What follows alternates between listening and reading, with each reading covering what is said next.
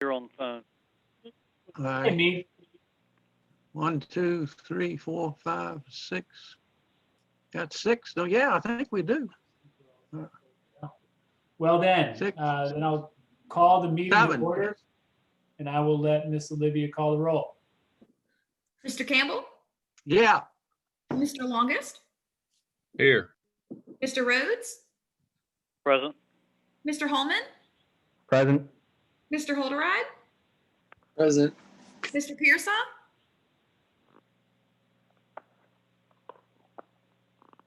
yeah, I know he's here. Mr. Brown, yeah. Here.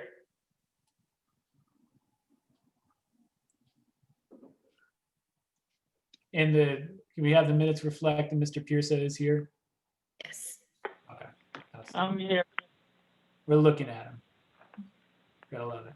And I believe we have some members of the public, Mr. Shoemaker, I believe EHM, is that Mr. Moran? Yes. Aha. And Mr. Hogg from All Points Broadband has joined us as well tonight. Thank you very much for being here with us. Done roll call. So I would ask, is there any thoughts, comments, suggestions, changes to the agenda?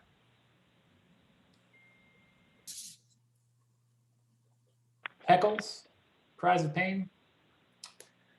Jay, Yes, if I ma'am. may, I had asked if Mr. Hogg could, after the elections, go ahead and present so that he doesn't have to stay on for the entire meeting.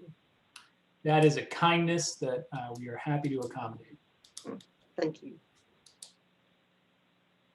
So let the record suggest we are going to move item 8A under old business up to item 6B on the agenda. So hearing nothing other than that, I would accept a motion to accept that recommendation. So moved. Is there a second? I'll make a recommendation. I got the motion from Charles, Second. second from Travis Longest, Second, third from Eugene Campbell. Is there anyone opposed? Hearing none, then the agenda stands as amended. We've got 2 sets of minutes. I hope everyone dug through those.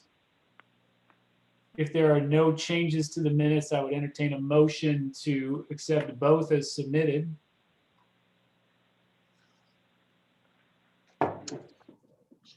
so moved. Second.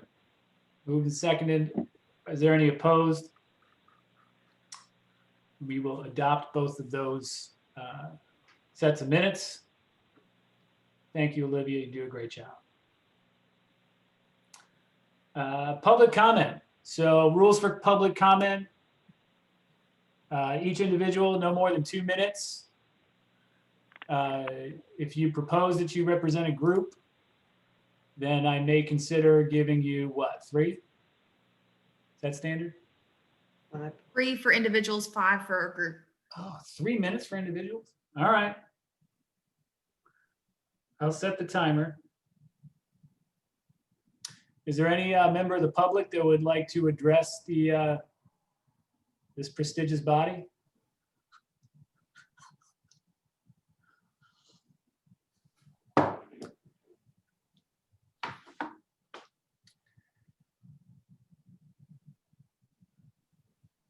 Then I would entertain a motion to close the public comment period. So moved. So Mr. Pearson had a motion. Is there a second? Wow, we will let this keep going. Second. Is there I'll anybody second opposed? if you need a second. Is there anybody opposed to closing the public comment period?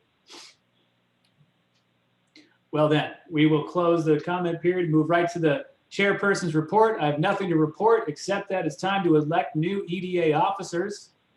I believe we generally, by her office, Ms. Tassinari serves as our secretary treasurer, so there is no need to take any action there. Is that correct, Bobby? That is correct. Outstanding. So we still have a secretary treasurer. That's good news for everybody who is concerned. I would entertain nominations for the positions of chair and vice chair. I mean, the way that we've operated the last couple of times, the vice chair has moved into the chair role. So I would leave that to Mr. Holderide to accept or not the position of chair. Otherwise, we'd need a nomination or a volunteer.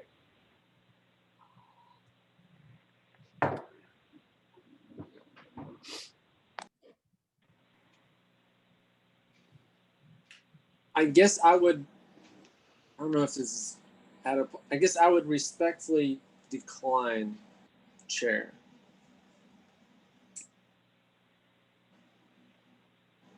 If that's the way to say it. Just not sure I have the time and commitment that the position needs. Appreciate that, Kenny. Thank you for How, giving how, us. how about Joyce? Joyce has resigned as a member of the committee. She has. Oh, I didn't get that memo. when did that occur? I did not know that. When did that occur? Just very recently, I assume. Within the last couple of days, right? I think it was Monday maybe, or was it early last week? Late last week? Any reasons for resigning? None stated in her resignation. Aside from, I think she indicated that she didn't have the time to commit, I think. That's a loss. Certainly is. Bobby, do you have any insight? Insight into what? Into the resignation? I think it was just simply what Jay stated, is that she has a great deal going on and she just didn't feel like she could commit the time. Daggone. Well, Jay, will you say as chairman? I mean, my problem is that I'm fairly overextended. I don't feel I'm doing a super good job of the role. I do have some time limitations, and I think my wife is about to kill me. So it would be a kindness to me if somebody would be willing to step forward. How about Luke?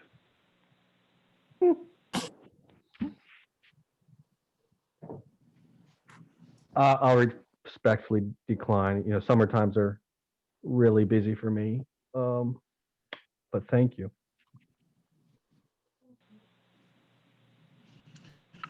How about you, Mead? You accept chairmanship?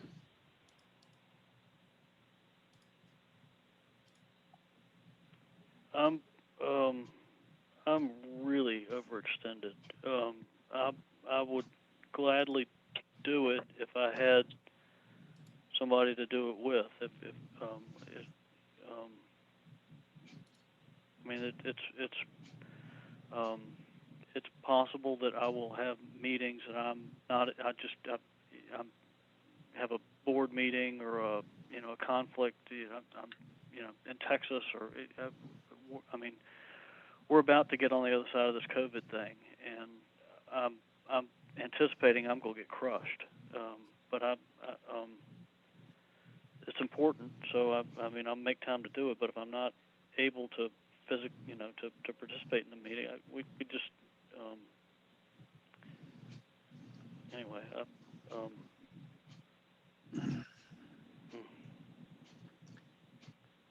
Travis Longus, do you have any desire to fill the role? Or Gene, you've been chair. You could always reprise the role. I made sure not to miss Yeah, the but meeting, so I wasn't I feel voted in like, absence.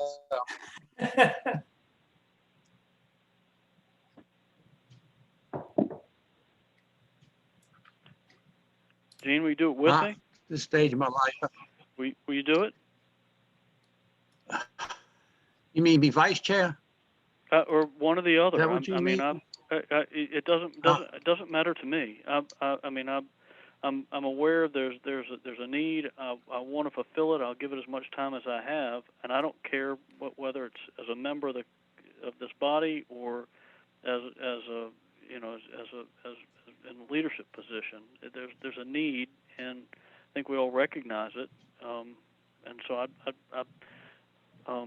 don't want to shrink from responsibility in any capacity. I mean, will you do chairmanship, and I'll be glad to help you where I can.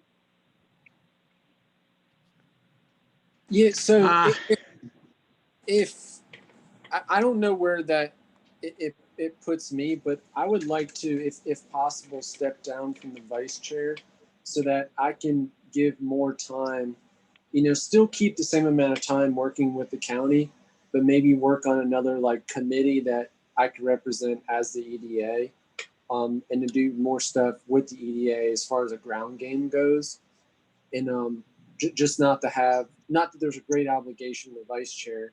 And thank you for the few times that I've been able to step in, but I'd like to kind of give the time and resources to help the EDA in some other ways. So if someone else would take the vice chair position, that'd be great. Could I, so Mr. Shoemaker had a fun point that if we do not elect a chair, then I still have to be chair. So thank you very much for that, Mr. Shoemaker. I mean, if no one's immediately willing to step forward, I'm not sure if we could. How many positions do we have that are open at this point? So Mr. Harmon resigned, Ms. Wolf resigned, so we have to fill 2 seats. Is that right? If I was willing to stay on as chair until we fill those positions with Mead maybe as vice chair,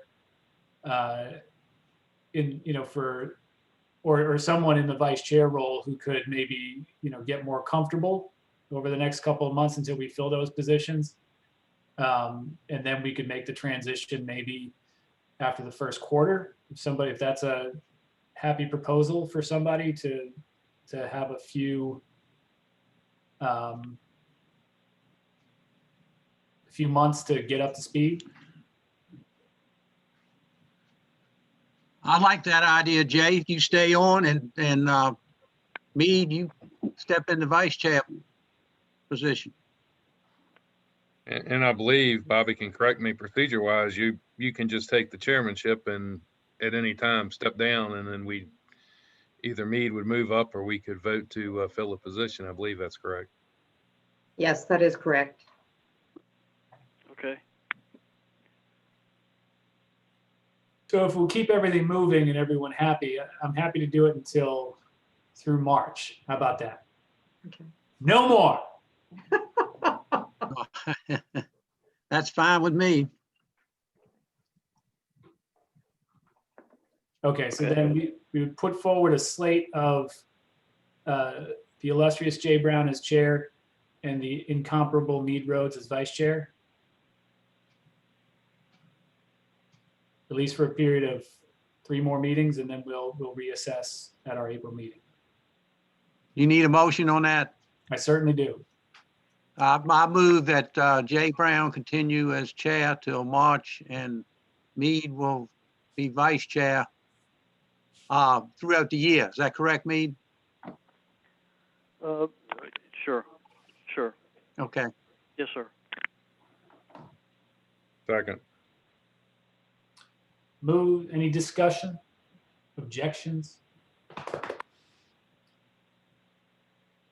And is anyone opposed to that motion? Hearing none, then it is done. Thank you, Mead. We'll keep this moving forward and we'll reassess at our April meeting. But I'd like to say I think the thanks actually goes to you and Kenny. We appreciate your leadership and all you've done. This county is definitely worth it. Sure. Thank you. I agree. It's an honor to serve in the position. It really is. But I also want to make sure that it has the attention it deserves. Outstanding. So then we have amended our agenda, and we would invite Mr. Hogg to After, Mr. Chairman, may I interject before we go to the all points? By all means. I see the messages across the screen from Ed. Where are we? We have to fill 2 positions or 3? 2, okay. two. All right, okay. I So just as want to I, be so I clear. think Mr. Moran, when Mr. Lee resigned or was no longer on that's when Mr. Pearson joined. So now we have Harmon and Wolf. Okay, What is probably a helpful effort, because I think we'll have at that point 3 members who are serving out terms of other members. Like once we bring those folks on, we probably need to maybe do a little bit of take a look at where the terms are at this point. okay. Because this is a fun game of musical chairs. So if I could ask maybe the county to take a look at that, and we can talk about that, just so that we're all on the same page. And then I agree. outstanding. So then without further delay, Mr. Hogg, the floor is yours. All right, thank you, and good evening to everyone, and thank you for having me on to provide an update about the ongoing broadband project with us at All Points Broadband. For those that had not gotten an introduction from Jimmy about me in the past, I'm Chuck Hogg, the Senior Vice President at All Points, and I lead all of the new fiber builds for All Points Broadband. All Points bought my company a little over 2 years ago, and I've been building fiber networks for going on the past 8 years at this point. So a little update about the project. We continue to design the fiber network in spec and in consultation with Dominion Energy. We've been discussing a few of the primary routes that they're wanting to address, and have altered some of the routes that we had originally planned for to accommodate their concerns. Most of the responses that we've received back from Dominion have been very favorable in the design that we've put forth, and we have another review with them tomorrow. Aside from that, per Jimmy's previous update in December, there's not really much to update as far as any more strategic initiatives or working with any other stakeholders at this point. We're still under the quiet period, which is in effect until January 29th. And the FCC basically has some pretty strict prohibited communication rules that are in effect until that is over with. But when that period concludes, we intend to engage with some of those additional stakeholders and see how we can help move this project forward. And I think for us, that's pretty much it until January 29th happens. We really can't talk too much more or discuss much more with any of the other stakeholders in the project. So I'd be happy to answer any questions you guys may have. Do any of the members of the Hey, authority? Chuck. Go ahead, Gene. Chuck, so y'all have started doing some preliminary work. I mean, you've started, haven't you, surveying, doing in your study. I mean, you started out in the communities, and where are you on that as far as getting the initial data, I guess I should say? Yes, sir. So we completed the initial round of the survey process, and the initial round of the mapping and the survey process was substantially complete, and that is where the initial design process is ongoing with Dominion to identify the primary routes that we would use under the broadband pilot statute. Like in the Northern Neck, when we work with other stakeholders, we have utilized the Dominion network as the underlying middle mile framework for the entire project. And so if we work with other entities as well, it would be connecting into that infrastructure. So we've identified the areas throughout the county where we can use that, and we're basically at the process now of working with them to finalize the routes and identify the laterals that are going to be within their service territory. All right, so we will, when will we see some of that data? I'm just, when will we get a first report, I guess, is what I'm asking from y'all. Yeah, Verbally, but we get something in writing as we go along. Is yeah. that Once correct? we have concluded from the quiet period, then there'll be a lot more data to share. Okay, So thank you. anybody, any other member have a question for Mr. Hogg? Yeah. Hey, Mr. Hogg. This is Kenny Holderad. Just in your preliminary findings, so I think you guys are about 2 months in now, 3 months. Has it been identified the best route to get the best service of internet to the people in the county? What are you all finding from your findings?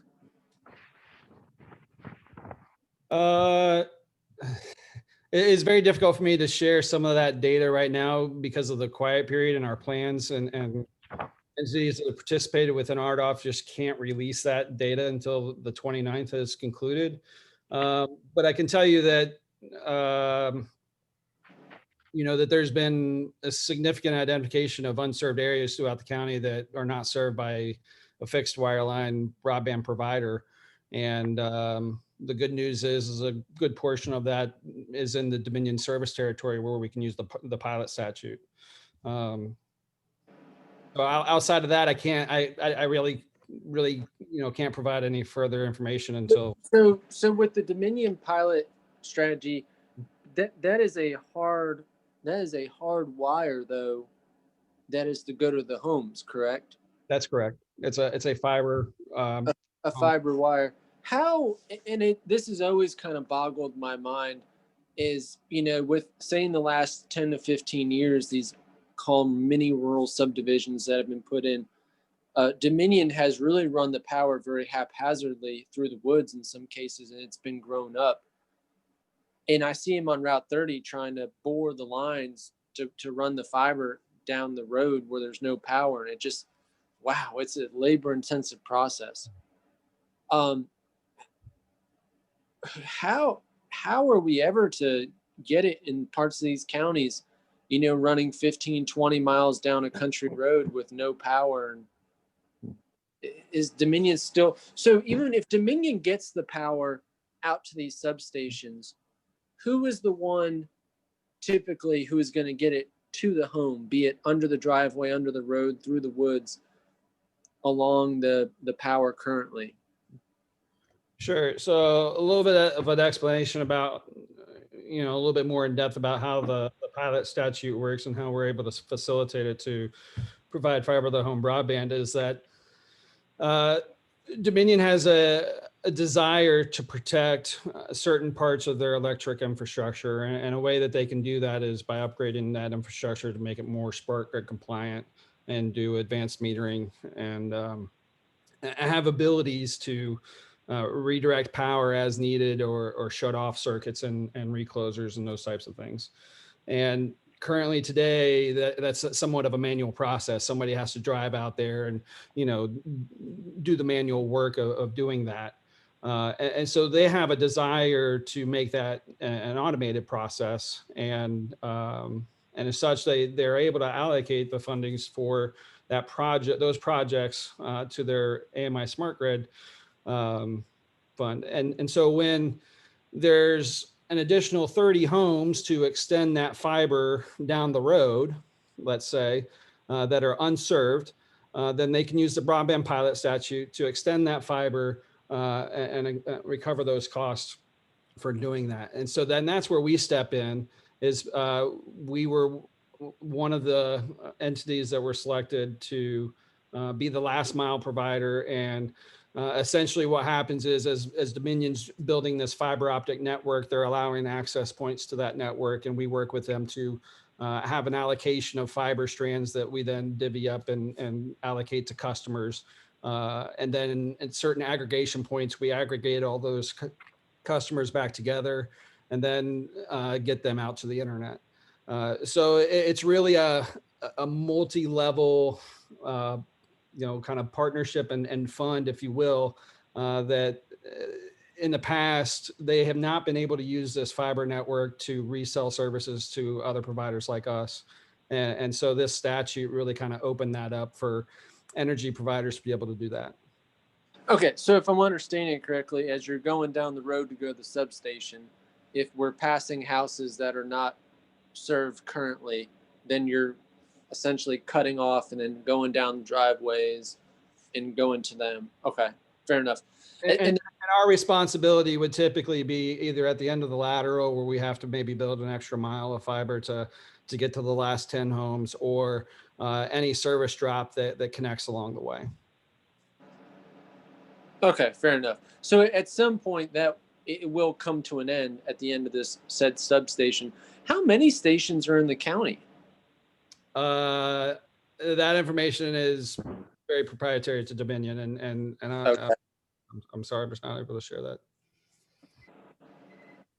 And it's not substation based, so I wouldn't really try to focus on that. It's more device based, and I would say that anytime that there's a grouping of about 8 homes, there's going to be one of these devices that need this kind of service. Gotcha. All right, thank you. Question for you. What happens to all these homes now that we have that's being did away with the pole lines and everything buried underground now from BEPCO? I'm not sure I understand the question. We used to have poles. Now we have no more power poles. They buried from the main trunk line that all the way down to my house, and there's no more overhead power lines. It's all underground. Basically, we have to evaluate all of those locations with Dominion to identify the devices that they can feed downline. I don't really think that, while underground is certainly more expensive, I don't really think that there was a direction that would say there can't be any underground in the project. So. Okay. Yeah, Charlie, that was kind of a piggyback off of my question with, the underground aspect and how expensive and tough it is kind of going through the woods or where it's been grown up over the years. Okay. This is a pretty extensive process for Dominion. I mean, they're really deep into the process with us in the Northern Neck, where they're already obtaining additional easements from all the property owners to run the fiber, and so there's a fair amount of planning and whatnot, that kind of work that goes into this process before it even gets to the SCC and we make our filing for the SCC. So there's a lot going on behind the scenes. While there may not be much of an update, there certainly is a lot of work that's been happening. And so the target date for the filing of with the SEC is next September? In the shower. I'm sorry. I think you were asking if our target dates for September, and I do believe that is still the target date. I know it's in our next phase. Right. And so, to the best of your knowledge, that you're still on track for that. Absolutely, at this time. So, as I understand, there's a project committee at the county, and y'all are meeting on a regular basis. Is that still happening? Is that process been smooth? I think, to my knowledge, we're not necessarily like meeting on a regular basis so much as informing everybody of what's going on and keeping everybody up to date on the processes. It's kind of difficult through December. A lot of people will take off for a couple of weeks, and there's just not a lot of movement in December that happens. So, sure. But So we were really excited to be able to come back in February and give a much more exciting update. And so for our February meeting, This is Gene Campbell. Go ahead, Gene. All right. Part of the contract with All Points is there is a committee supposed to be set up to some point in time to work with y'all, Chuck. Is that committee, I guess, is that what you were asking about, Kenny? The committee to? Yeah, I to was work with asking All if they were, Points? I was asking if they were meeting. I think the people have been identified and there seems just to have been communication back and forth. So, I mean, I think we can talk about the particulars about our end, maybe after the presentation is over. If that's all right, Gene. Okay. All right.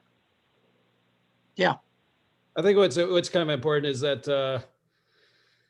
we're kind of in a holding pattern with the quiet rules from the federal side. And while there's still work going on behind the scenes, there's just only so much that we can disclose. I understand. And then from an All Points side too, this time is of the essence really on a lot of this internet stuff. Is there anything that's been identified now that we can, let's say, go down the road and go and pursue? So if it's, let's say it's satellite using the towers like a WISP of some sort, can we go and pursue that WISP company to go satisfy internet to an area? I mean, have we identified that yet this far into the process? So we at All Points have not, and primarily because of the quiet period. We'd like to talk to some stakeholders that would provide a fixed line fiber to the home connection versus any type of fixed wireless. That would be our first choice. And until we go down that avenue and try to make that happen, I think it would be premature for us to reach out to any other fixed wireless providers. Okay. Thank you. I'm not discounting that we may or may not in the future. I'm just saying that it'd be best, I think, all the residents would be best be served if they can buy a fiber to the home connection. And that is kind of our goal. So then just looking at the schedule of deliverables that were provided with the project. So there's the things that should have been done roughly around the end of December, where kind of the detailed needs assessment, a market and demographic analysis. There was supposed to be some work to identify opportunities to leverage existing resources.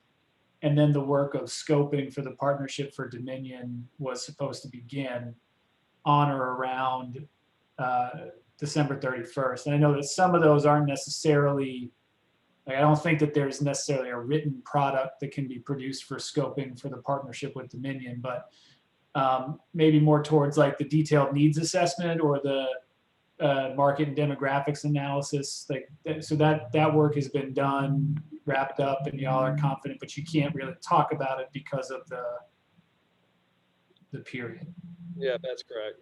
Yeah, I spent 4 days doing the survey there, doing an evaluation, driving every single road of the county, getting out, looking at infrastructure that's already there, cataloging all of the data, looking at what people were using for broadband in given areas, talking to people at the gas station for as much as people would talk to me given the COVID situation we're in. But yeah, I've completed that survey. We additionally had the fiber.allpointsbroadband.com website where we took in additional information. And so far, the information that I've received kind of more or less validates the data that I've collected so far. So then the survey that was done, both independent visually by yourself and then the kind of web-based stuff, that's the needs assessment. Is that what I understand? That's correct. Okay. And we're kind of going through that scoping process right now with Dominion. We've shared data back and forth with them on more or less that related to that unserved data in the survey that's been completed. Okay. And so then for our next meeting in February, the quiet period will have concluded and you'll have all the bells and whistles ready to roll out for us so that we can have a wonderful conversation about real things. Right. We hope to be able to talk to the other stakeholders in the area, and at least, if nothing else, we'll be able to tell you more about what we've been able to do and all the data that we've collected and what our plans are for working with Dominion. And then hopefully we'll have some information back from some of the other stakeholders to include them in the project. Great. And again, just, I mean, from my perspective and maybe some of the other, I don't know if any of the other authority members have been able to look at that deliverable schedule. Some of the things that I'm particularly interested in that should be due just before, around at the end of January is the kind of the financial feasibility analysis piece. I think that would be really important for us to take a look at and understand, maybe at our February meeting, and also that technology and network architecture analysis. I think some of the other ones are probably not work products, but just kind of activities. Sure, and the financial analysis is pending on the design and that work with Dominion. And so we do have kind of like a rough draft, if you will, that we've completed. And just from our initial work, I think 80 miles that Dominion has agreed to build. We're on the hook for about 15 right now. And that's just in our preliminary work. Once we are able to talk to some of the other stakeholders, we'll find out what the more of that feasibility analysis will look like for the entire county. Sure. We'll definitely look forward to seeing that at our next meeting. That's terrific. Are there any other comments or questions? Well, on behalf of all the members, Mr. Hogg, I appreciate you coming to speak to us tonight. Thanks for taking the time out of your evening, and certainly thank you for your service to the county. We definitely appreciate it.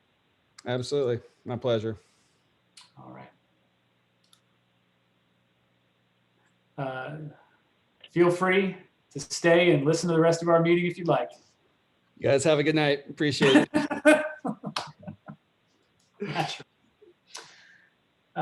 Maybe we can pick up some of that additional conversation maybe into the subcommittee reports. So the next item on the agenda is the review of the EDA business of 2020.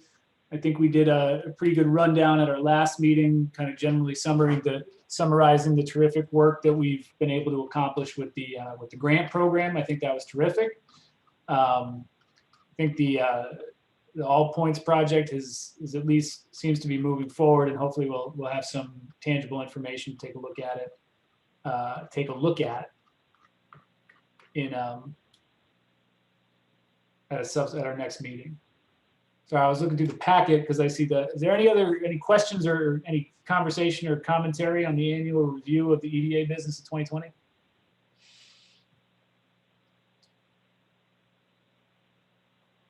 Lots of good work, lots of good fun things happening, which is great. The next item is the review of our 2022 budget proposal. Is there a document in the packet, or Bobby, can you speak to this as treasurer? There is not a document within the packet, and I have been allowing Natasha to handle all of that. So I haven't even looked at what was requested by the EDA. You did put in a proposal, or just for level funding? I'm not sure which. We have not discussed a request. Okay, well then you can definitely be guaranteed level funding. Okay. And then what I would recommend is that you do the same thing that occurred a year ago, which is any funds that are left over at the end of this fiscal year that you request it be rolled forward so that you have some additional funding to distribute, whether it be a grant program or a specific project.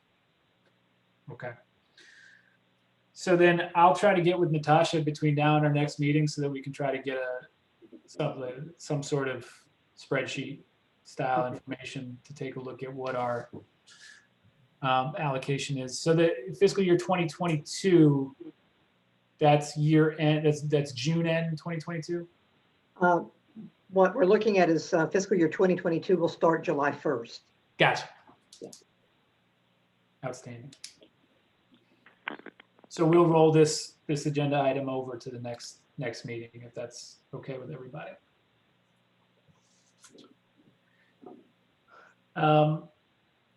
Under the subcommittee reports, a whole list of them there. Does anybody have a report from one of the subcommittees? We've got quick business development, properties, workforce, CTE, tourism, and agribusiness. I do not for the properties, nothing new. Jay, on tourism, I had stepped down back You in resigned. March Yeah, that's right. committee. I would, Could I make a yeah, wild right, proposal? I would step down as being chair. Right. Could I make a wild Pardon me? proposal with regard to our, just kind of the structure here? Sure. I think we kind of fell into committee structures because the quick committee kind of had gotten up and running, and there was like a committee of people who were moving forward. So we thought about kind of setting up other committees. I'm not sure that we've been truly successful in actually getting committee work happening. It does seem that we have been successful in getting some projects going. So I think of the grant project. I think of Luke's project with the map, the agritourism map, or the on-farm sales map to try to publicize some things in the county. And I'm wondering if that's not the direction that we should be going, rather than having standing agenda items for standing committees. If we instead kind of have standing agenda items to address the ongoing projects, which really are the work of the EDA right now. Rather than having 6 of us all report that there's been no action from a committee every month. Jay, I think that's a great idea. Personally, I mean, I think we're going to do better. Just base hits. Just one at a time, and just get them right. And I think you're exactly right. This is how you have your structure set up currently. Did you want to change the structure, or do you want to keep it as other reports and just leave it in as like general reports every month? Yeah, I think that other reports is fine. And so I Okay. think what we've been doing is under the other reports section, we've been doing subcommittee reports. Okay, and you So just I want think- to put general reports? Well, I think, I mean, we can leave it as is, but I think just for us to have a note that what we'll do with that is, rather than kind of think of ourselves organized into subcommittees, rather we have projects that we're working on. So if I could think of this off the top of my head, outstanding, of course, we have the All Points Broadband Project. We have the Luke Hallman's project regarding the on-farm sales map. Kenny Holderide started a project with, didn't we authorize some expenses to do some drone footage for the county for the video project, to kind of the advertisement project? So that's kind of an ongoing thing. Wouldn't that be unfinished business? Sure. I just need to know how you want me to structure your meeting agendas.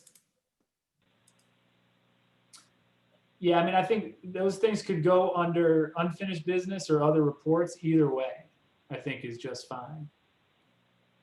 I just think, because what right now, section 7 on the agenda is subcommittee reports.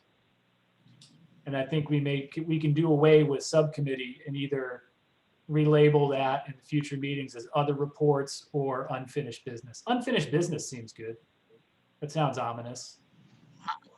Like we ought to be doing. Well, I personally think that other reports, and then unfinished business will take care of other business that's unfinished besides reports. I'm just looking at it that way myself.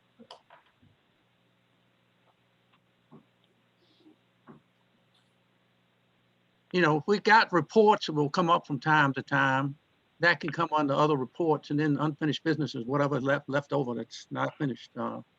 I kind of see them as 2 categories, but that's just my opinion. Yeah, and I'm just thinking like, right, at this point in time, like, do we really need a quick committee that operates under the EDA? I think that's an open question in my mind. The quick committee, you mean it? I think we should still keep the quick committee. But you talking about disbanding the quick committee, Jay? Is that what I'm hearing? I don't know that we need to disband it. I don't know that it's functioning. Is it?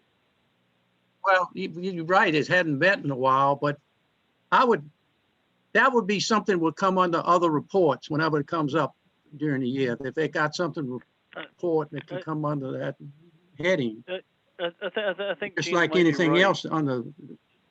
Yeah, I think Gene may be right because we've been under the quiet period, and so it's literally nothing's been happening. Right. But at some point, we're all going to get interested and want to know about it. So I think maybe Gene's right about just kind of putting it in park for a little while. Okay.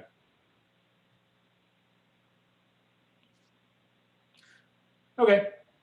So then, but I think in general, if everyone's okay doing away with subcommittees as standing reports on the agenda, and rather we'll try to organize our meetings around the projects that the EDA is undertaking. And just, I mean, forgive me if I've missed any. I mean, the big ones that I understand are the broadband project with All Points, Luke's brochure project. We've got Kenny has been authorized to do some footage taking and. Yeah, my stuff's, sorry, Mr. Chair. My stuff's pretty much been business development. You know, like the programs and seminars we put on, the meet and greets. So, you know, the video's one of kind of a host of things. So that all kind of rolled up under business development. Okay. So then there's a project of business development that's ongoing. But you're not holding committee meetings, are you? No, sir. Okay.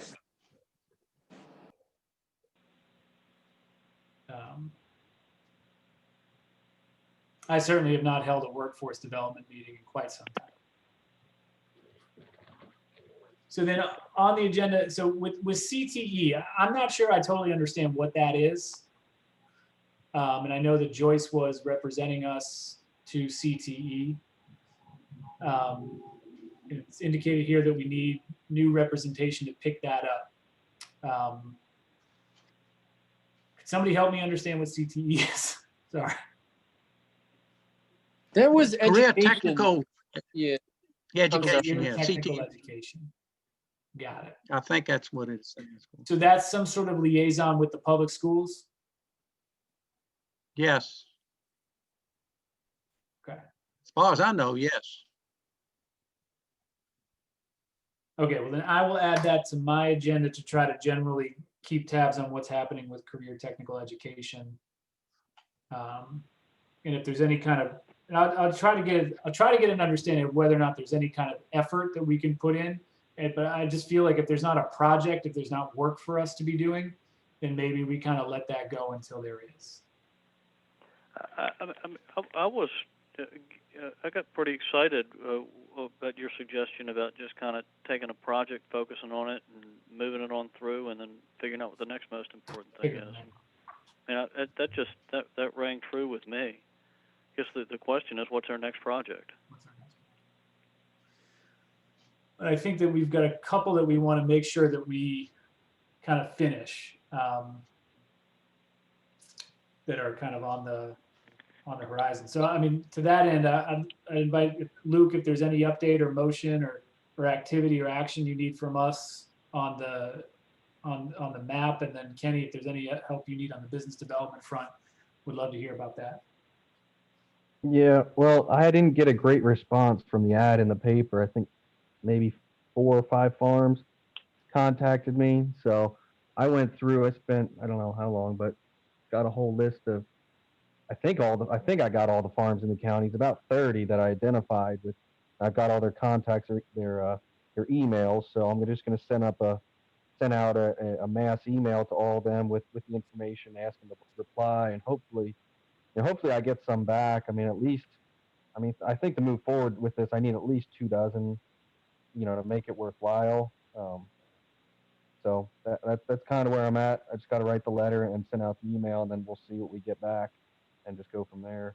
So if you know anybody, send them my way. But right now, I've only got, I think it's like five of us on here. Gosh. Charlie, have you got any suggestions? But the hog farm, Luke is a garden farmer, which is a little different than what we do as grain farmers. He has a little more things show and tell. While basically all we have is a soybean field, corn field, or wheat field. While he has a variety of vegetables, which then normal people would more appreciate that than what we do. Yeah, I think. Well, yeah, I mean, pretty much you guys. I'm looking someone that could sell deer corn. I'm sure there's someone that's selling corn out of their bins. So someone, I don't know if Charlie, someone that would surely someone selling deer corn to these guys.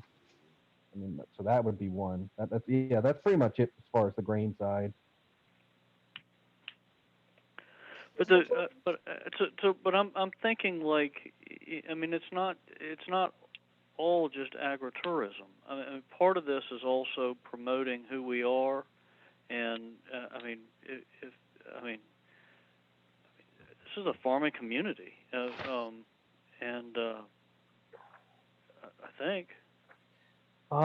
Well, yeah. I mean, I've got everything here from there's alpaca farms, and I've got some like wedding events. I covered all the livestock. As far as livestock, I think there's maybe 6 of them here. There's, I mean, as far as vegetables, it's just me and deer. There's 2 of us. There's not a ton. I mean, I scoured what I could. I've got a seafood place on here. So I don't know. There's a I mean, is anybody selling? Charlie? Do we have people that sell seed corn? I mean, it's the wrong county, but I know the longest used to sell seed corn. Well, I know one sell seeds. Something we might want to look at in the future. We call it the Expo. A couple of years it was hosted here in the county under J. Mills. Next year it's over in Middlesex, Corbin Hall. It goes different places in the counties in Virginia. This is something that we could help publicize when it does come to King William. That, it's all the different seed corn companies, beans, chemicals, new equipment, a little bit of everything being brought to these big shows. Last year was canceled because of the virus, but this year it's done in Middlesex. And this is something that, would help advertise the county with more people coming in to look at and bring the kids, because a lot of the equipment out there is, for the kids. So, and we've just, Kenny was saying that we've just got a new Ford dealer on 30. Is that something that should be on the map? Well, that's the other thing. This is kind of, there's a lot of farms, yes, but who's selling retail directly to the public? Even my farm, I'm a wholesale produce grower. I don't do on-farm sales. I'll sell honey. That's it. But so even though they're farms, a lot of these people, if they're wholesale, they're not going to respond because they don't have an outlet to sell retail or direct to consumer. So I didn't know how much we wanted, and they're not going to list themselves because they don't want people just showing up on their farm like myself when I'm trying to sell truckloads and tractor trailer loads of melons. I'm not going to stop to sell one melon to the neighbor. Yeah, right, sure. Just question, Luke. Was the idea behind this map, and I think it's a great idea, was it to also have like an hours of operation that they're open, or come spring, hopefully when COVID has gotten better, can we pick a Saturday and say like the first Saturday in May, all of these places that are on the map that so choose to be open, they can be manned represented, let's just say, for between 8 and noon on that Saturday. And then you could drive. Like an open house. Yeah, like an open house. So like even in a crop production situation, you know, the combines can be out, the tractors can be out, you know, stuff like that. I mean, when you had come up with this phenomenal idea, that's really what came to mind for me was that day, maybe one day in the spring, one day in the fall, that it's a round robin and just people are driving throughout the county, seeing the beauty of it. And hopefully we could pull people from like Mechanicsville and Hanover County. Mhm. So Well, I right think- now, the map is set up for farms that have on-farm sales direct to consumers, and then they have an option, you know, they with hours, or pickup times, and then there's another section there that has any events they host and what you know, when. Yeah, yeah. So that's awesome. So like the ones that you have there, if they're willing to host, you know, people say from 9 to noon or 9 to 1, almost like a pray to homes, we'll call it pray to farms, or something like that. That we could do twice a year. That'd be a lot of fun, and maybe we could have like a meeting station to where people can grab their maps or something, or people can order their maps. We could maybe set up somewhere in the county that a couple of us will, you know, man or whatever we'll call the term.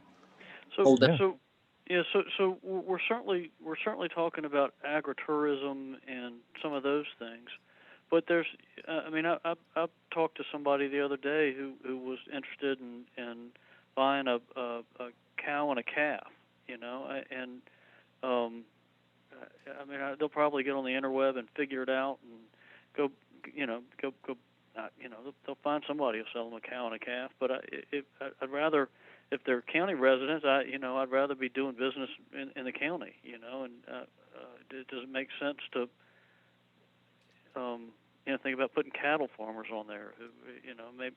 Yeah, I there's don't know. I'm just any asking livestock, questions. and yeah, there's livestock sellers on here. The few that Yeah. I talked to already said, like, there's quite a few farms in the county that grow like pasture raised hogs and chickens, Mhm. and a lot of them, well, the two that I talked to said we don't really need the business. We grow enough, we have enough customers, and we sell out, Huh. you know, How and they're about happy. that? So How about that, man? and that, you know, I can't say I'm not in that boat either. You know, with my produce. So That's wonderful. that's another challenge. You know, everybody's restricted by, you know, how much land they have as far as production, and if you've maxed out, you're done. So So then, just to move this along, Luke, you're going to send that email out. Is there do you need help from us? Phone calls? Anything we can do to support the effort? no. I'll send this email out. Like I said, about 30 people here. We'll see how many respond, and then, you know, if there's not enough, then I guess we need to maybe open up. We can brainstorm from then. But Great. if you know any farms, you know, send them my way. Or, you know, tell them to call or email me. That's great. Mr. Chairman, may I speak? Yeah, sure. One of the things, remember Melissa Anderson, who is working on our tourism that's in conjunction with the town of West Point. She is still doing quite a bit of work for us, promoting the county and the town, putting it in Virginia Life and some other major publications. Maybe it's time to have her come back and join the meeting in February so that maybe we can talk through some of these things. She could probably provide some resources that maybe we're not even thinking about, or point us in the right direction to convince, you know, people to be more involved or something. We've got her as a resource, so I'd really like to bring her back just so that y'all could roundtable it and talk with her. I think that's great. Yeah, she is involved. She's the one, she has the map now. She designed the map, and she's waiting for me for the information. But Okay. yeah, I didn't really pick her brain as far as how to contact more people.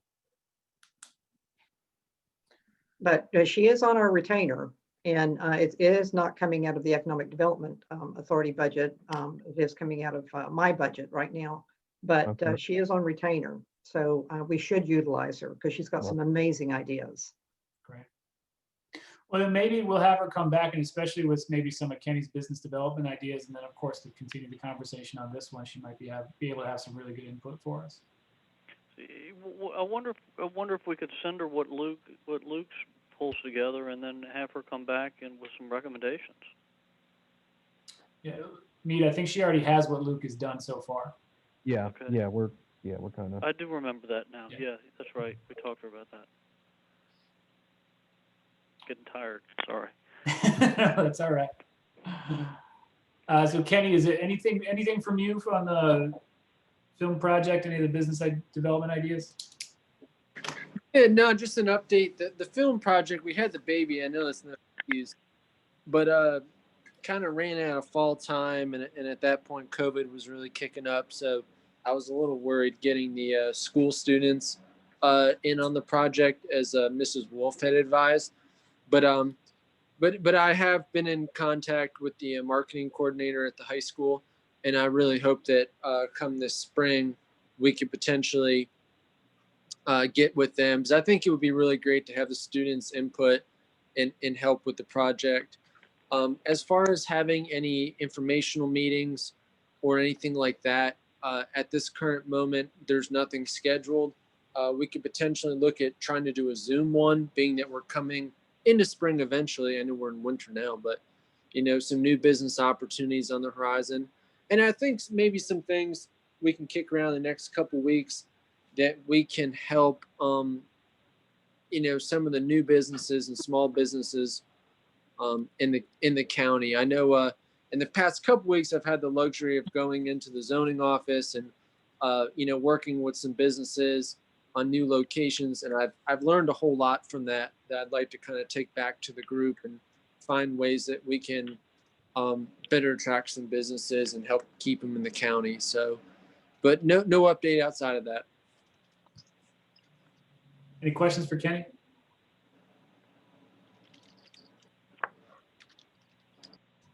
Awesome. We look forward to hearing more about that coming months. It's terrific.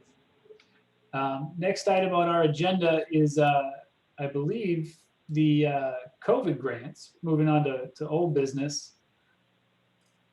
Do we have money to distribute COVID grants at this point? Do we have to request it? At this point, we do not have any more money. The state notified us that the CARES funds was going to be available through the end of December 31st, 2021. The only thing is, though, is that we probably only had about 100 to 150,000 left, and we committed the balance of all points funds to come out of the CARES money, so that when the milestones are met, then the EDA board will approve the payment and it will come from the CARES funds. But other funds have already been committed, so we really do not have any more CARES funds to commit to grants. Okay. Well, that makes the decision easy, doesn't it? So then, technically, I suppose then we could use the EDA's operating budget to fund the ones that are remaining. Correct. If we chose to do that. Typically, we receive extended funding roughly, what, 30,000 a year? Or is that Correct. about 30,000. So I assume we haven't spent any money beyond the CARES Act funding this year. I believe, Olivia, help me, isn't there a Let's do it. membership? Dues payment to the MPA or something? There was a dues payment of It's around, minimal though. It's minimal. it's minimal, okay. Yeah. So we have 4 grants in front of us, and if we give them out $3,000 at a time, that's $12,000. So we have the option then to pull $12,000 from the EDA's operating budget to fund any of these that are worthy. And I guess I would just put that to the membership to see if people are supportive of reviewing these grants, or if we think that we ought to save our operating budget for whatever rainy day that could potentially happen someday, maybe. Mr. Chairman, this is Gene. I thought we closed those funds into December. So we got 4 more grants after December that we're going to consider. Is that you asking the question? Should we consider? They take them from the EDA budget. Yes, that is what. I've got a terrible connection, and Bobby, I couldn't understand what Bobby said, but it's not her fault. It's my connection. So the question is, are we going to use EDA money to supply, if we approve them, these 4 grants totaling possibly $12,000. Is that right? That is an option that we could, yeah, that we could consider. Yes. Well, didn't we tell some people that came in after December 31st, we weren't going to consider them? I'm a little confused here. Are the ones But that are now in the- we are going to consider them. Is Olivia, that what I'm the hearing? ones that are in the packet, is that everything that we've received since we closed, or is this just since our last meeting? These have reapplied. Okay. So, These well- 4. 4 have applied since December 31st. Is that right? One applied after, actually, one of these applied before the deadline last December, but we were sent the application after the deadline. So he should have been considered anyway. But Okay. the other 3 reapplied this January. So this is exhaustive. Like there are no other applications floating out there to our knowledge. This is To my everybody. knowledge, no. Yeah, okay. So this is everyone we have not considered to this point. Mhm. Okay. I think Mead, you were going to chime in? So I'm sitting here thinking, you know, we've got a budget, and to me the primary question we should be asking is, I mean, what is the most important to the EDA's mission, right? In terms of what we need to do, and I don't know that we've set goals and objectives or priorities for this coming year, and I wonder if maybe we ought to spend, before we start spending our money, I wonder if maybe we ought to prioritize our money and figure out what we want to accomplish. And it may be COVID, but that's, you know, at least put some thought to it before we start making decisions. Yeah, and I- meet great point. I've got some stuff that I'll send out, might be sending out here in the next few days to the group that I think some of the local businesses, you know, help with. You know, back before the COVID-19 grant even came about, Travis had brought up the idea of like a beautification of sorts, and I did some documenting over the weekend of that, and that I'll probably share with the group. But I mean, some other areas that we could help, you know, the businesses from, you know, different standpoint as well. So then if I could summarize what I've heard so far, and we can see if there's any other opinions, is that what we maybe should do at our February meeting is set aside time to have a budget conversation and a goals and priorities conversation to understand what we want to do with our resources, and we can table these grants until we've had that conversation. Yeah, I think it might be helpful. I mean, we got some smart people sitting around the table. I wonder if we ought to have a, you know, over the next week, everybody put a piece of paper on their desk, and if you have thoughts or ideas about things we can do to, right, the EDA, Economic Development Authority, right, what we can do to further our mission, I bet we come up with some pretty good ideas. But it's under new business. I don't know if this is time to bring it up or not. If we can just settle this one, and then we'll turn it over to new business, if that's all right, Charles. That's fine. It's Okay. to do with economic development. That's why when he said that, I figured it was a good time. And I agree with it. My point too with the COVA stuff, we have COVA money for COVA. We need to look at the development for the county now, where we need to help assist the county in getting stuff in the county. You know, if we get more CARES money, I'll say that's well and good, but right now, I agree, table it until we really know what we want to do with our budget money. Okay. And I agree with Mead and Charlie. You know, we need to look at our budget first before we hand out any more any COVID grants. And Bobby, back to what you said, did you say some more? You said CARES money 2021 have we got more money coming or has already come in to spend this year? Or you see it coming down the trail or what? No, sir. We don't see any additional CARES funding coming to us. What they did is they extended the deadline for 12 months so that we could have more time to spend the funds that we originally received. Okay, all right, all right. So we got more time to spend the money and we do have, but we've already allocated all of the money pretty much. The Correct. EDA does not have access to any CARES funds at this point. Yes, the county's, Say that again. the county's CARES funds have pretty much fully been committed at this point. Correct. All right. That's what I thought. So I'm in agreement with Charles and me. Let's look at our own budget first before we allocate any more money Okay, well to then, businesses. I think by consensus, we can say we'll table the discussion of the grants until after we've had a discussion about our budget, which we will prioritize So- for our February meeting.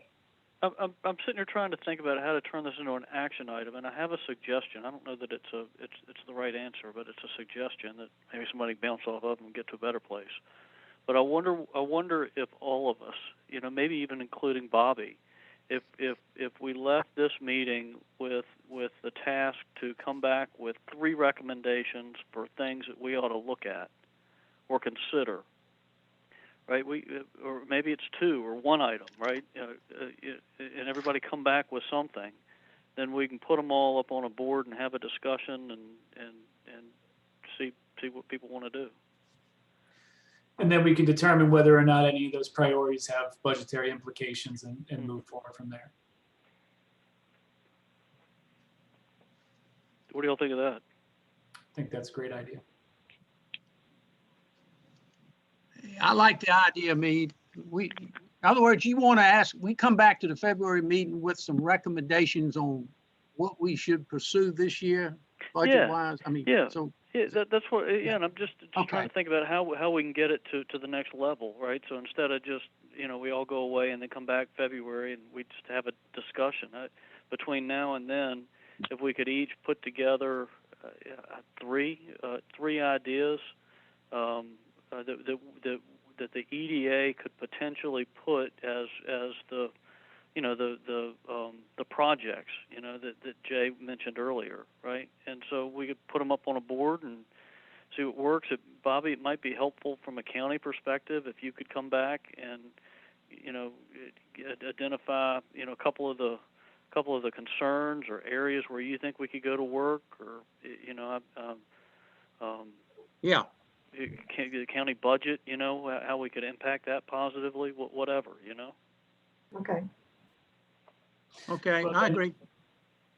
And everybody has their homework assignment in February. You'll come back with a couple of things that EDA ought to be working on, and we can turn that into, and I think, we want to make sure that we don't lose sight of the things we've already started either. So, Luke and Kenny, if you guys can be thinking about, what are the budgetary implications of the projects that you're already working on, and what have we already committed to? Because I think, Kenny, we gave you a dollar amount a couple months ago for your video project. So let's just make sure we're keeping all that, tracking it all, and then we can take a look at the budget. And I think the other question becomes timing. So if any of the projects that we're working on, will bleed over into the next fiscal year, the last thing that we want to be wind up with is on January 30th, handing $30,000 back to the county, to the next treasurer, whoever that person may be.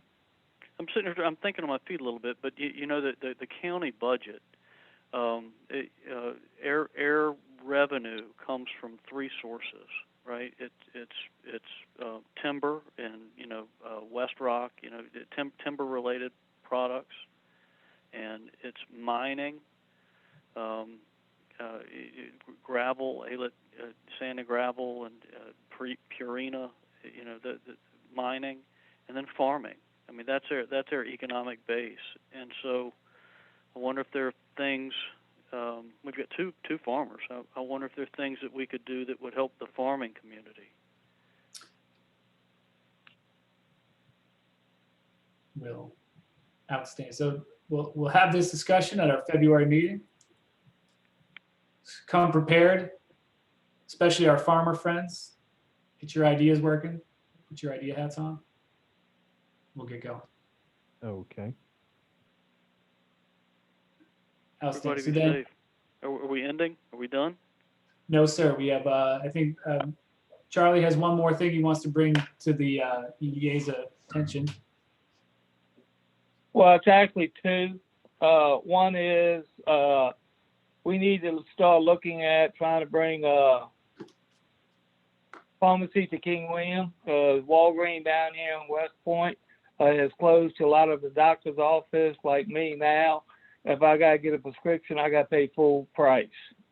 It has nothing to do with insurance. They have cut us off. So a lot of our citizens in King William County now is going out different places because we cannot afford to pay full price. And this is something that we, being EDA, economic development, we really need to start looking at how we can help the citizens of the county.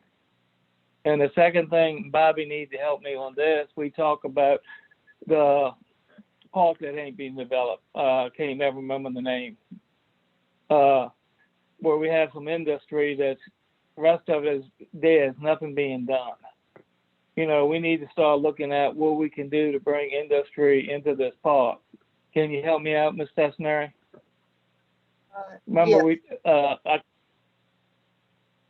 We were talking about Commerce Park. And yes, ma'am. That's it. And I think this, you know, her and me talked about that EDA needs to look into trying to bring stuff into, because we already got a starting point. We just need to get the ball rolling. Mm-hmm. You want to help comment on me, Ms. Tessenary? well, we had, you know, there are several lots that are still available in Commerce Park, and they're owned primarily by one person who, his father and another individual started the park many, many years ago. And he would really like to be relieved of them. The problem that we're facing is that there's been a lot of confusion and miscommunication on the road system within that park. If you've driven into it, you know that the first road, the road in, you know, is very well done. The problem is that for some reason, the decision was made that it should be transferred to the VDOT system. But in reality, that road was never meant to be. And I've spent several $1,000s looking at it and having it surveyed and scoped and everything. And it would cost too much money to bring it up to VDOT standards. Doesn't meet specs. Did their bond So, get called? They I'm must sorry? have posted a bond. Did the Well, road bond get called? The gentleman, there is a bond, but it's not truly cash in the bank. It's just a piece of paper. And because of General Assembly action, we can't touch it. And they continue to roll that legislation forward. So that's why we're in such a difficult situation with this.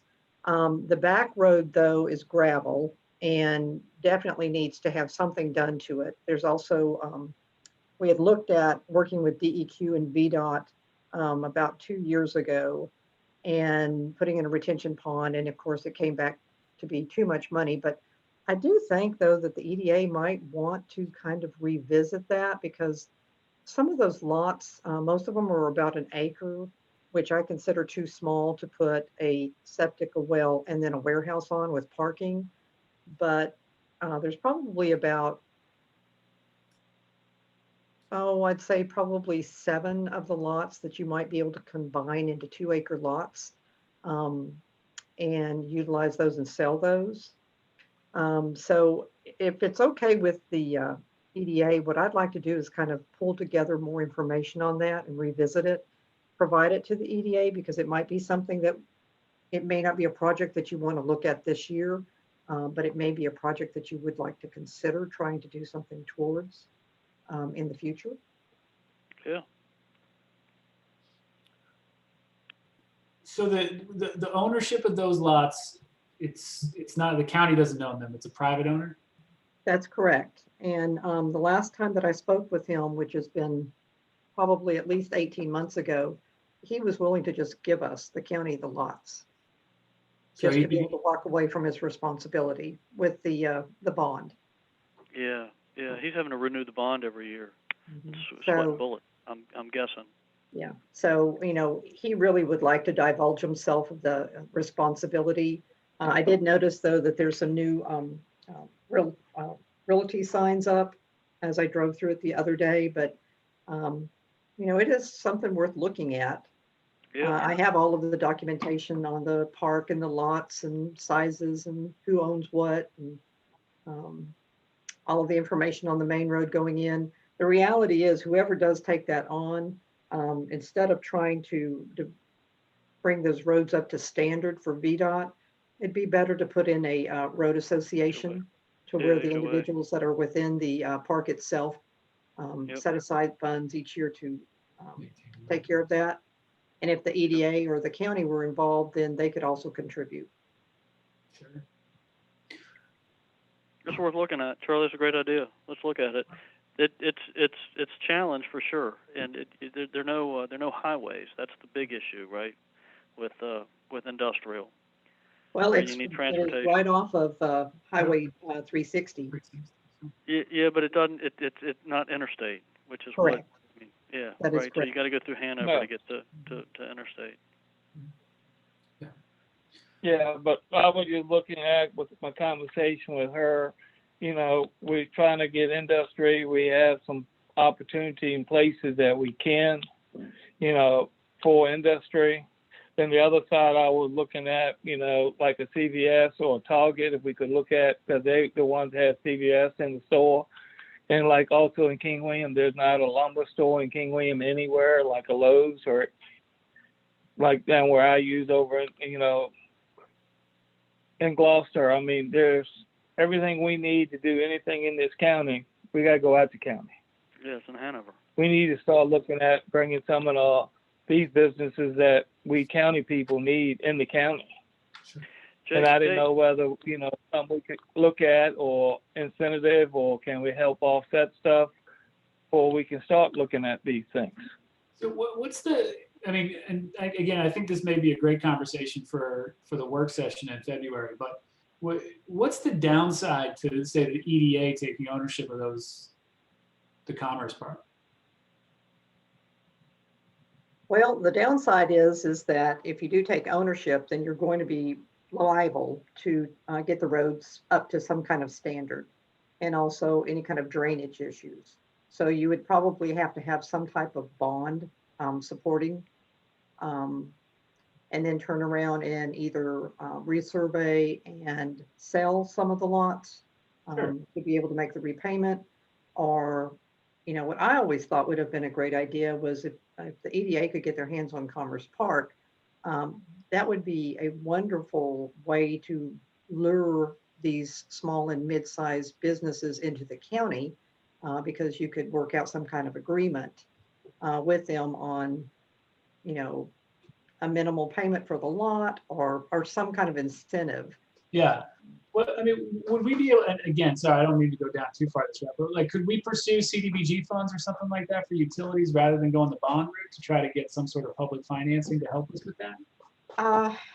I'm not sure if that would fit in that case, because those are tied so much to the company and how many jobs they're going to create. Yeah. And of course, then it's all tied to the, not the salary, but the income level that individuals working for those companies would be able to earn. So I can do some digging on that, though. I find it hard to believe that there is not something out there that could help us. So I guess I'm just thinking, so like if something's sitting and nothing's happening with it, if we took it and nothing happened with it, then we're at least, we have the asset at that point. So Correct. yeah, so there are a couple so right now the developer that's failed and promised to give the roads to VDOT. And when they promise to give the roads to VDOT, they promise to build them to VDOT standards. The roads that are there aren't. I'm just trying to connect all the dots as I heard them on this call, right? The roads don't meet VDOT standards. In order for the developer to put the roads in, right, he had to post a bond, and that bond comes due every year, and he has to go make a payment on it. And if the bond gets called, it's not hundreds of thousands. It's like it's big money to get roads in. And so right now there's some legislation that got enacted back when in the recession in like '07 when all that stuff hit that provided some relief. And I think that what I'm hearing Bobby say is that the bond associated with that development is not able to get called because there's been some relief. Is that right, Bobby? That is correct. And so it's a pile that we need to be careful not to step in. The way to do it would be to figure out a way to retract the roads out of the VDOT system. I don't know how you do it. I've never done that. Well, VDOT has never accepted that first Right. road, so, and I don't think that they really want to, so that would not be a liability. And the bond that is on that development is only about 300 some odd thousand. And it's not even enough if it were called to be able to bring the other road probably up to grade and any kind of retention. But at Yeah, the it's same big. time, I don't know if we don't push to move the roads to the level where they could be taken into the system, if we would really have to do the retention pond. So then there would be a lot less funding commitment. But let me pull together some Yeah, stuff it- and yeah, just we share just- it we- with y'all, and y'all can mull it over. And then if it's actually Yeah. something that you want to Yeah, consider let's look at talking it. about, then, but I'll send this to you off on the side. That way you'll have time to look it over and hash through it. Yeah. That's what we're looking at. See if we can't. Yeah. And Charlie, I think that the pharmacy thing is something that we've discussed, several times. And I think that we all agree that we should figure out a solution to that. So I think putting that on the agenda and trying to work towards it is a good idea. Well, I was looking at like a Target, because they gone to CVS as a pharmacy in all of them. But just like lumberyard, any type of building stuff, there's nothing here in the county no more. We used to have building in West Point for supplies, and there ain't none. And there's none in the county.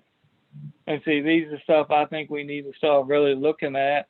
And a small building lot would be perfect on that park system I'm talking about for 2x4s and plywood and stuff for people use. Absolutely.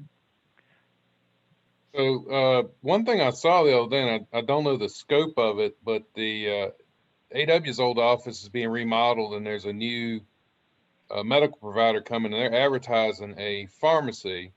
I assume they're targeting that towards their customers, and I can't imagine it's going to be large scale, but it may draw somebody in, a pharmacist with enough interest to maybe, if they do the volume, branch out to a standalone location. But I did see that in the Country Courier the other day, that they're advertising some sort of pharmacy service with that once they open up. And, Yeah, and and I think that's- on the industrial park, I think one of his challenges was he could get somebody interested in the lot, and they really lost interest when you had to buy the second lot for your septic. So if we get in a position where we can resurvey and maybe get the perk test done, or figure out exactly what we need, and, take two lots and use one and split it to get our septic, or maybe even re-explore where, just a little over a mile across the road and through the woods on the backside to get water and sewer there. With growth, that may be I something. think that should better. Gets expensive. Oh yeah, we've looked at that several We're spending- times. We're spending money we don't have right now. I'll just tell you Yeah, this conversation. We've looked at that several times. Of course, in the past, one of the disadvantages of looking at that was the county had no real interest in, there was no real recovery other than the tap fees and Yeah. the use fees, but no real advantage because the county had no ownership in the park. So Yeah. Well, so Bobby, one of the things that we ought to do, there's a lot of talk about, an interest. I've heard it here, I've heard it elsewhere, about, why don't we have a pharmacy? Why can't we get one? We ought to get somebody to give us a study on what's realistic. I know for like apartments, you got to have 10,000 cars a day, right? We don't have that.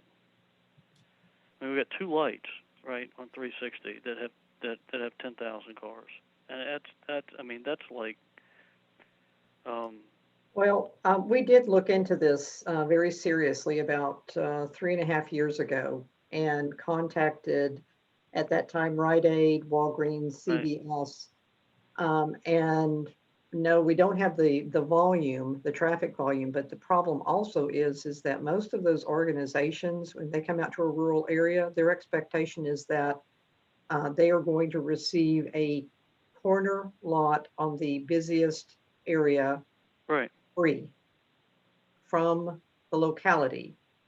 And the only lot that is available is the one that was built out for a fast food restaurant. And the gentleman is still asking $900,000. Right. So So it's just, it's, the answer is it's not economically viable. that is correct. I mean, all of them turned us yeah. down. Now, I have sent multiple letters to Food Lion, giving them all of the demographics and the logistics.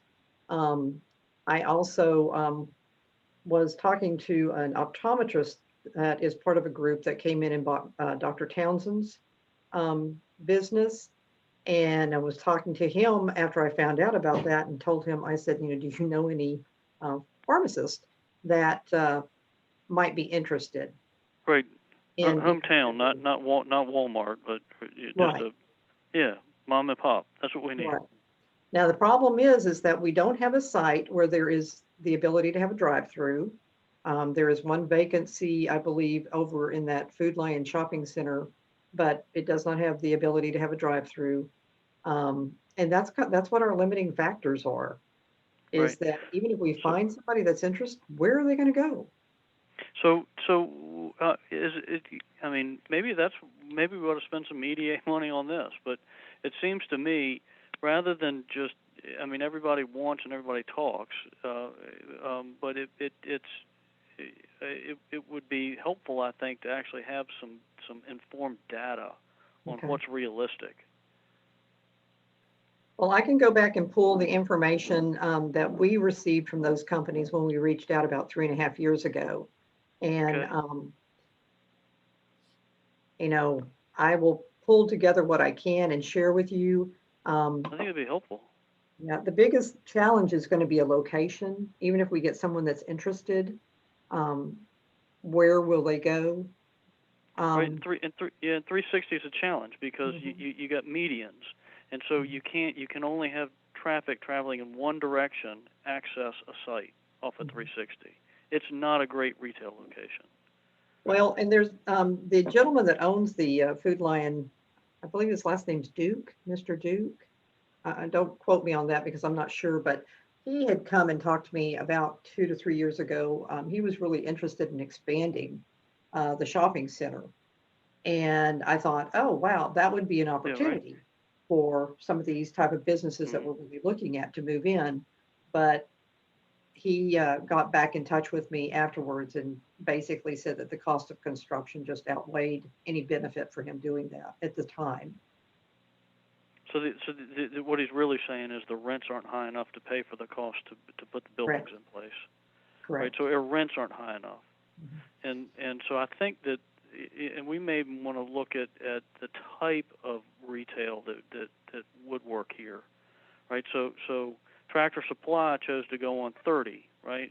They bought a cheaper site. They've got connectivity along, 60 miles of 30 as opposed to 10 miles of 360. And they get right in, right out, and left in and left out, right? 360, you get right in, right out, and that's it. And it's more expensive because that's where all the land speculation is. So there's something to Route 32, I think. Yeah, but wouldn't that park have a tendency to work for this situation? If the county, we did something this way? I'm sorry, what was the question?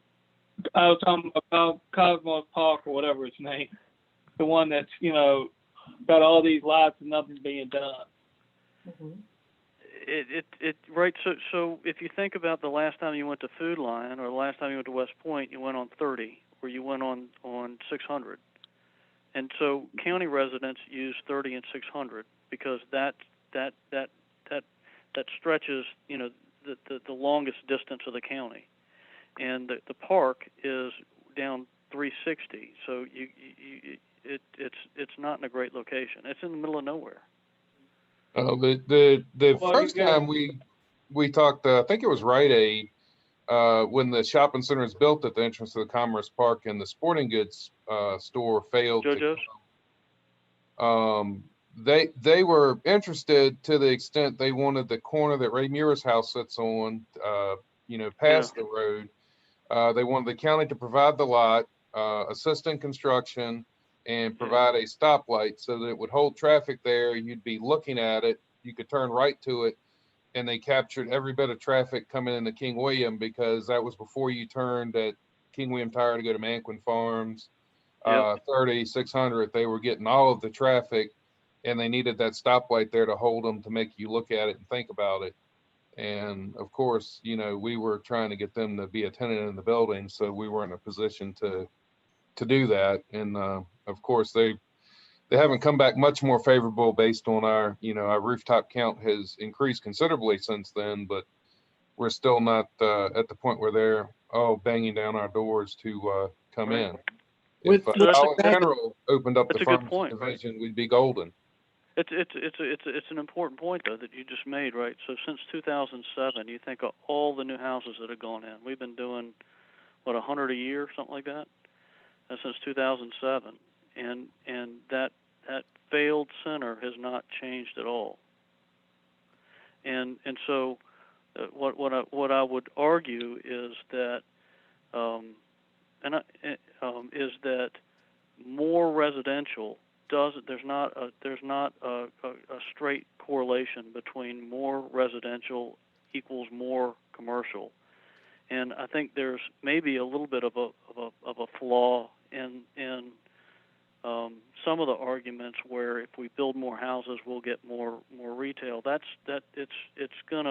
Retail always goes to where the dollars are higher, where the traffic count is better, where it's going to go to Hanover. And so as we've built more houses here, the retail in Hanover has exploded. And it just because that's where the retail dollars go. Retail always goes to higher income.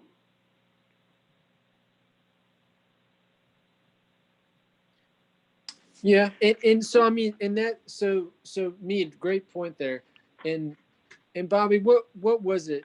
Are we going about that right now, currently, in the comprehensive plan and the other stuff with the housing, or is that past us? To Mead's point, No, the comprehensive plan is just beginning. that's what I thought. So these are all, Mead, great point. And these are all, really good things to bring forward to the comprehensive plan. And then when we're looking at, some people want more houses, some people want less, but to real drive hard data to where the retail needs to be.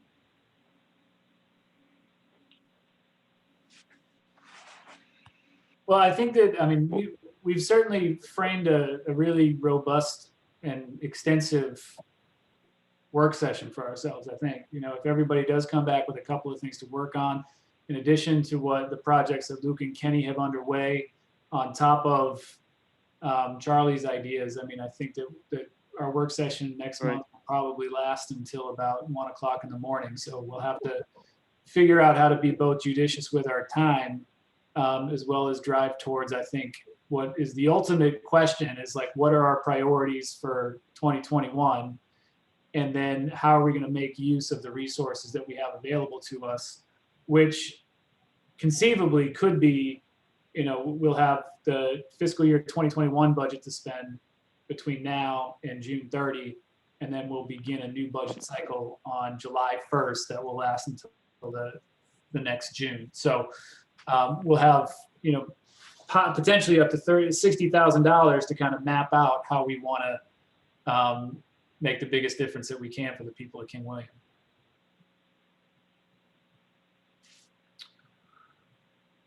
Is there any other business or discussion that we need to attend to this evening?